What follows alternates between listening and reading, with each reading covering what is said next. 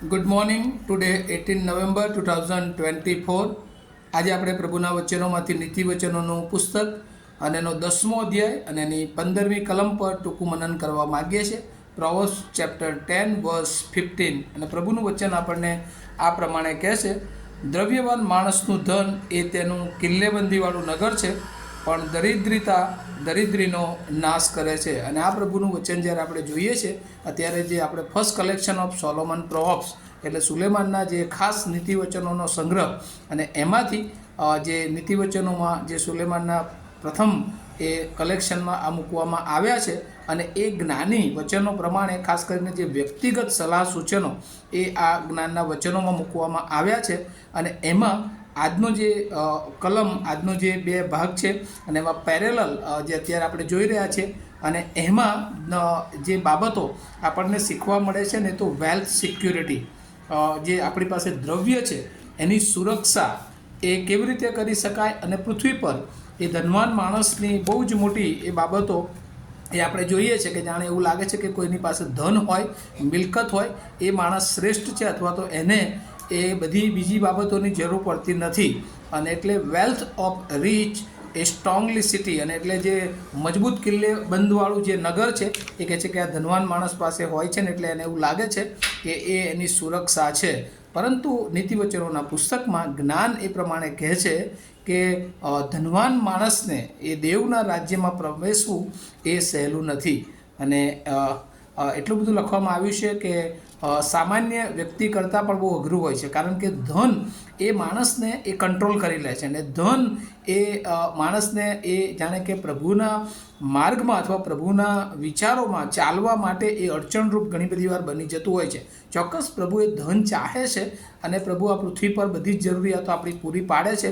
પણ એ ધન એ ઈશ્વરની જગ્યા જ્યારે લે છે, ત્યારે એ ધન એ ઈશ્વરથી દૂર લઈ જવાનું પણ કામ કરે છે. અને એટલા માટે આ પૃથ્વી પર એવું માનવામાં આવે છે કે જે ધનવાન માણસો છે એ જાણે કે સ્ટ્રોંગ છે, મજબૂત છે, પણ ઈશ્વરની દ્રષ્ટિએ આપણે જો જોઈએ તો ઘણા બધા પ્રબોધકોએ જૂના કરારમાં એ કહ્યું કે જે ધનવાન માણસ છે એ લોકો જ્યારે ગરીબોને એ નુકસાન પહોંચાડે છે, ત્યારે એ લોકોને ઈશ્વર એ યોગ્ય ગણતા નથી. અને એટલા માટે અહીંયા contrast between rich and poor, એટલે જે ધનવાન માણસ છે અને ગરીબ માણસની ત્યાં લખવામાં આવ્યું છે. અને ત્યાં લખ્યું છે, પણ દરિદ્રીનો નાશ કરે છે. જે પુઅર જે માણસો છે, અને એમાં એ દરિદ્રીનો નાશ કરે છે. અને એટલે ખાસ કરીને જે લોકો ગરીબ હોય છે એમને એવું લાગે છે કે અમે એ ધનવાન નથી, અને એટલા માટે કદાચ ઈશ્વરની દ્રષ્ટિમાં પણ ના, ઈશ્વર છે ને એ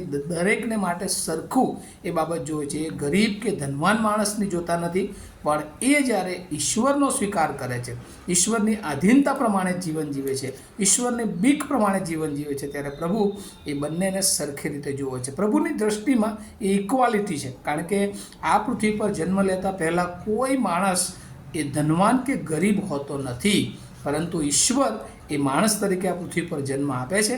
અને એ જ રીતે એ માણસ એ પોતાની મહેનત દ્વારા અથવા તો એને વારસામાં જે કંઈ સંપત્તિ મળે, અને એ રીતે એ ધન એની સાથે હોય છે. પણ લાસ્ટમાં જે જ્ઞાન કહે છે કે કોઈ માણસ પૃથ્વી પર ધનવાન બની શકે છે, પણ ત્યાર પછી એ જ્યારે મરણ પામે ત્યારે એ બધું જ અહીંયા મૂકીને જાય છે. અને એટલા માટે ઘણા બધા એવા ઉદાહરણો છે.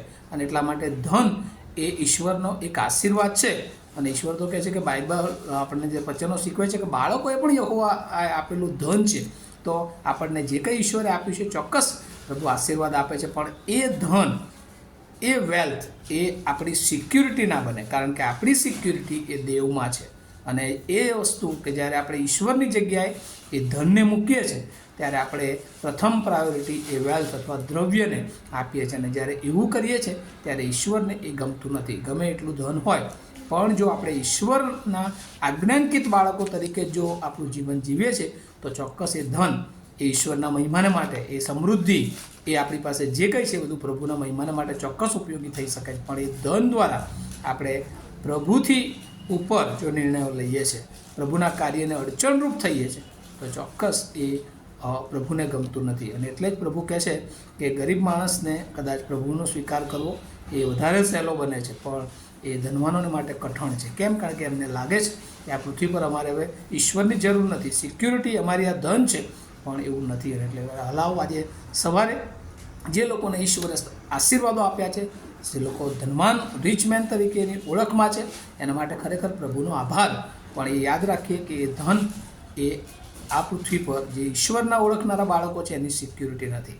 કારણ કે ધન ગમે ત્યારે એ આપણી પાસેથી લઈ લેવામાં આવે, પણ ઈશ્વરનો પ્રેમ, ઈશ્વરની બીક, ઈશ્વરનું ભય જો આપણા જીવનમાં છે તો એ આપણું શ્રેષ્ઠ અને ઉત્તમ ધન છે. અને બીજા સમય કોન્ટ્રાસ્ટમાં જે પુઅર, જે ગરીબો છે, એમણે એવું વિચારવાની જરૂર નથી કે અમારી પાસે ધન નથી, સમૃદ્ધિ નથી, અમે કેવી રીતે પ્રભુની સેવામાં આગળ વધી શકીએ.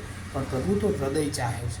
જે કંઈ છે એ દ્વારા પ્રભુને આપણે જ્યારે હૃદયથી મહિમા આપીએ છીએ, આપણી યોજના, આપણા આયોજનો કરતાં વિશેષ ઈશ્વર આપણને ઓળખે છે. અને ઈશ્વર આપણને પૂરું પાડનાર ઈશ્વર છે, પણ આપણું હૃદય એ ઈશ્વર જોવે છે.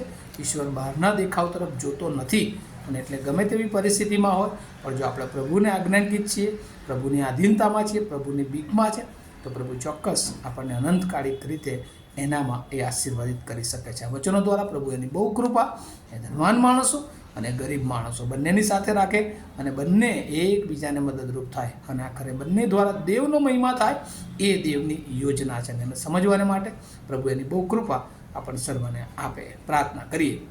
અમારા જીવંત અને દયાળુ ઈશ્વર, બહુ આભાર માનીએ છીએ આજના વચનને માટે. ઘણી બધી વાર ધનવાન અથવા દ્રવ્ય રૂપી દિવાલ એમને તમારા તરફથી દૂર રાખે છે. ત્યારે પ્રભુ એ સમજવાને માટે તમારી કૃપા આપો કે સાચી સુરક્ષા, સિક્યુરિટી એ તમે છો. ત્યારે એ આધાર રાખીને અમે તમારામાં આગળ વધીએ. અને જે લોકો ગરીબ છે, જેઓને કદાચ આ પૃથ્વી પર રોજની રોટલી મેળવવામાં પણ તકલીફ છે, પણ પ્રભુ હૃદય જોવે છે. કારણ કે પ્રભુ એક એક માણસને એની પ્રતિમા પર સમરૂપ બનાવ્યા છે. ત્યારે પ્રભુ આપણને પ્રેમ કરે છે. આપણા સાચા હૃદયથી જો ઈસુ પ્રભુ પર વિશ્વાસ કરીએ છીએ, તો આજે પણ પ્રભુ આપણા હૃદયની આગળ ઊભા રહીને આપણને હાંક મારે છે, અને પ્રભુ આપણને એનો આશીર્વાદ આપી શકે છે. આ વચનો દ્વારા પ્રભુ એની બહુ જ કૃપા સર્વને આપે એવી પ્રાર્થના ઈસુ પ્રભુના નામમાં સાંભળો, તેનો સ્વીકાર કરો. આમીન. Have a nice day to all of you. Thank you.